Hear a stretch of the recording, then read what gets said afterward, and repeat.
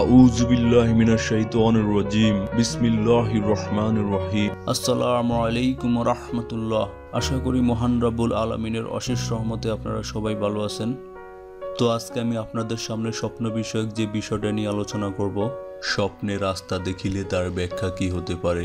তো চলুন সেই সম্পর্কে আজকে সংক্ষেপে আলোচনা করব। তো আলোচনার শুরুতে একটা কথা বলে নিই, যারা এখনো পর্যন্ত আমাদের চ্যানেলটি সাবস্ক্রাইব করেননি, আপনারা দয়া করে 2 সেকেন্ড সময় নিয়ে আমাদের চ্যানেলটি সাবস্ক্রাইব করে রাখুন। তাই দেরি না করে এখনই আমাদের চ্যানেলটি সাবস্ক্রাইব করুন, আর আমাদের ভিডিওগুলি ভালো লাগলে শেয়ার এবং লাইক দিবেন। তো চলুন সরাসরি চলে যাই আজকের আলোচনার বিষয়ে।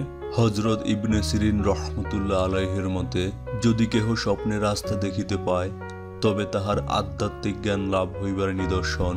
স্বপ্নে আঁকাবাঁকা রাস্তা দেখিলে ধর্মবিরোধী কার্যকলাপে সামিল হইবার আলামত, কিংবা লোকের প্রতি কম দয়াশীল হইবার লক্ষণ। স্বপ্নে সোজা রাস্তা দেখিলে তবে তার ধর্মবিরুতার লক্ষণ। কেহ যদি স্বপ্নে রাস্তা ভুল করিতে দেখে তবে ইহা স্বপ্ন দর্শনকারীর জন্য বিপদগামী হইবার চিহ্ন বুঝিতে হইবে। স্বপ্নে অনেকগুলি রাস্তা দেখিলে অথবা অনেকগুলি রাস্তার মোহনায় নিজেকে দেখিলে তবে তা সিদ্ধান্তহীনতা কিংবা কোনো গুরুত্বপূর্ণ কার্যে সঠিক সিদ্ধান্ত লইতে ব্যর্থ হইবার ইঙ্গিত। এছাড়াও বিভিন্ন স্বপ্ন ব্যাখ্যাকারের মতে, স্বপ্নে রাস্তা তৈয়ারি করিতে দেখিলে লোকের থেকে সদুপদেশ প্রাপ্ত হইবার আলামত। স্বপ্নযোগে কেহ যদি রাস্তায় অনেকগুলি ধুলাবালি দেখিতে পায় তবে তার নিকট সফলতা লাভ কিংবা প্রবাস যাত্রা লক্ষণ।